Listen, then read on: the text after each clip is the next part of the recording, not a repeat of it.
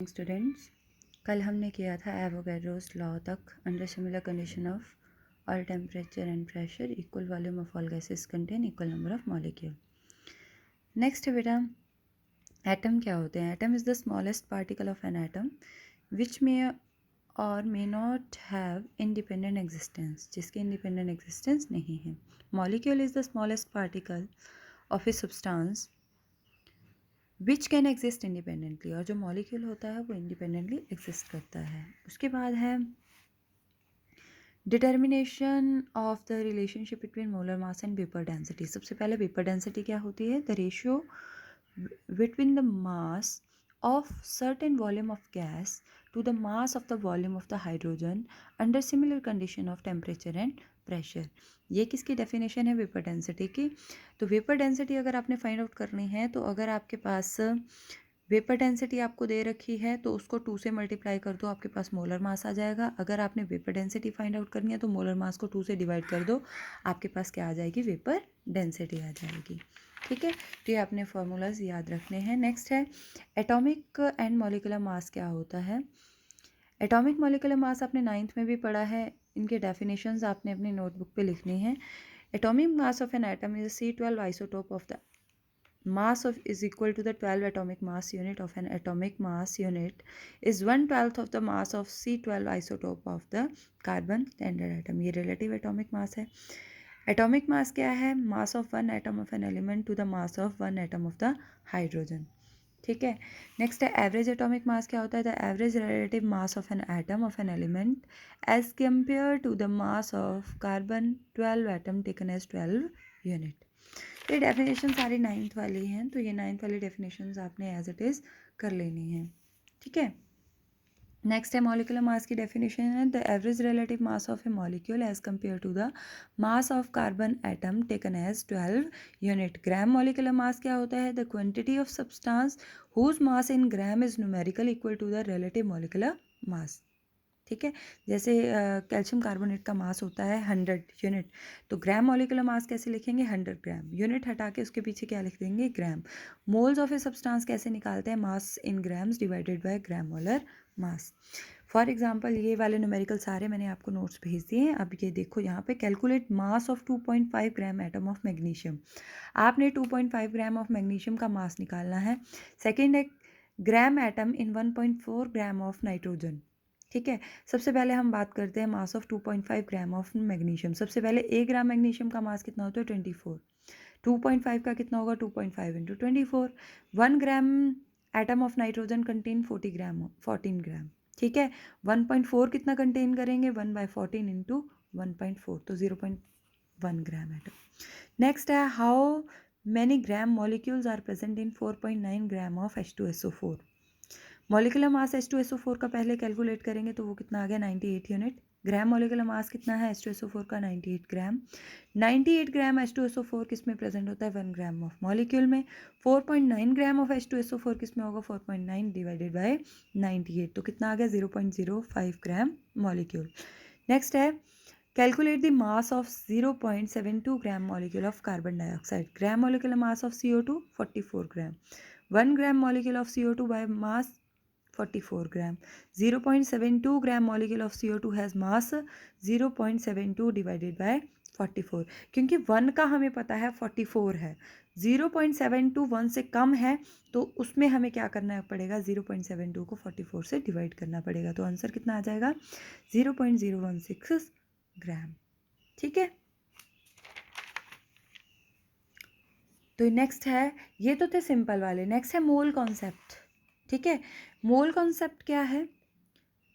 The gram atomic mass of carbon 12 gram of mass of one atom of carbon has been calculated इतना number, and the carbon atom is 12 gram of carbon can be obtained as number of carbon atom gram atomic mass of carbon divided by mass of 1 gram of 1 carbon atom.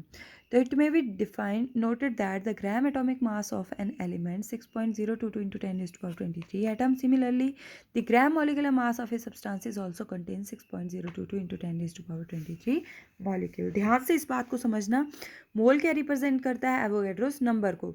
ये मोल की definition है। मोल represent Avogadro number और 6.022 into 10⁻23 particle. 1 mole carbon atom किसके equal है? Avogadro carbon atom के। 1 mole of oxygen molecule Avogadro oxygen molecule. 1 mole of water molecule Avogadro water molecule. 1 mole of electron Avogadro electron. तो ये सारी चीज़ें किसके equal है? एवोगैड्रोस वैल्यू के इक्वल है। इस चीज़ को आपने याद रखना है। ये है मोल कॉन्सेप्ट। ये लगा के अब हम न्यूमेरिकल सॉल्व करेंगे। Calculate the number of atoms in 0.25 mole atom of carbon और 0.20 मोल मॉलिक्यूल्स ऑफ ऑक्सीजन। तो सबसे पहले हम करते हैं 1 mole atom of carbon contain Avogadro. 0.25 atom mole of carbon contain Avogadro into 0.25। ठीक है। इसी तरीके से 1 mole of oxygen contain in a molecule. 0.20 mole molecule of oxygen contain Avogadro into 0.20। Is that clear? Next है gram atomic mass in terms of mole. Gram atomic mass of 1 gram of atom is the mass of Avogadro atom of an element expressed in grams. अब इसको express करते हैं किसमें? ग्राम में। जैसे sodium 1 gram atom, sodium 23 ग्राम। ठीक है। Sulphur का मास होता है 32 और उसको ग्राम में कैसे लिखेंगे? 32 ग्राम। तो ग्राम एटॉमिक मास किसके इक्वल है? 1 ग्राम एटम। 1 ग्राम एटम किसके इक्वल है? 1 मोल एटम। 1 मोल एटम किसके इक्वल है? एवोगैड्रोस एटम के। इसी तरीके से ग्राम molecular mass in terms of moles. Gram molecular mass of 1 gram mole is the mass of 6.022 into 10⁻23 molecule of a substance expressed in grams। ठीक है बेटा। Next है volume in terms of mole. ध्यान रखना gram molecular mass of gas is equal to gram molecular volume. ये किसके equal है? Molar volume के। और मोलर वॉल्यूम किसके इक्वल है? 22.4 लीटर। ये देखो 1 मोल किसके इक्वल है? इन टर्म्स ऑफ पार्टिकल में Avogadro, in terms of volume में 22.4 litre, in terms of mass में 1 gram atom of element, 1 gram mole of substance, 1 gram formula mass of the substance. ये चीज़ आपको याद रखनी पड़ेगी, तभी आप न्यूमेरिकल्स को सॉल्व कर पाओगे। तो सबसे पहले बात करते हैं how many atoms of each type are present in 143 washing soda. ठीक है। सबसे पहले वॉशिंग सोडा का हमने क्या निकाल लिया? Molecular mass. तो मॉलिक्यूलर मास 286 आ गया, किसके इक्वल है? 1 ग्राम मोल के। तो 143 वॉशिंग सोडा कितना? 143 डिवाइडेड बाय 286, तो कितना आ गया? 0.5 ग्राम मोल। अब नंबर अगर हमने सोडियम एटम कैलकुलेट करने हैं तो 1 gram mole of washing soda contain sodium atom 2 into Avogadro. Sodium कितने? 2 है ना, तो 2 को एवोगैड्रो से मल्टीप्लाई कर दिया। तो 0.5 gram mole of washing soda contain sodium, तो 2 इंटू एवोगैड्रो इंटू 0.5। ठीक है। इसी तरीके से वॉशिंग सोडा कार्बन एटम कितने कंटेन कर रहा है? एवोगैड्रो, तो 0.5 कितना कंटेन करेगा? Avogadro into 0.5। Number of oxygen atom 1 ग्राम में कितने हैं? 13 है, वो देखो ऊपर। ठीक है। Number of oxygen atom total कितने हैं? 13, वो देखो 3 + 10 कितने हो गए? 13। ये देखो ये 3 है ऑक्सीजन और इधर H2O के साथ कितने हैं? 10, तो कितने हो गए? 13। तो 13 कितना कंटेन करेगा? 13 into Avogadro into 0.5। Number of hydrogen 1 में कितने? 20 इंटू एवोगैड्रो, 0.5 में 20 इंटू एवोगैड्रो इंटू 0.5। ये आपके पास क्या आ जाएगा? आंसर आ जाएगा। ठीक है। How many atoms of oxygen and hydrogen are present in 0.15 mole of water. तो नंबर ऑफ हाइड्रोजन एटम 2।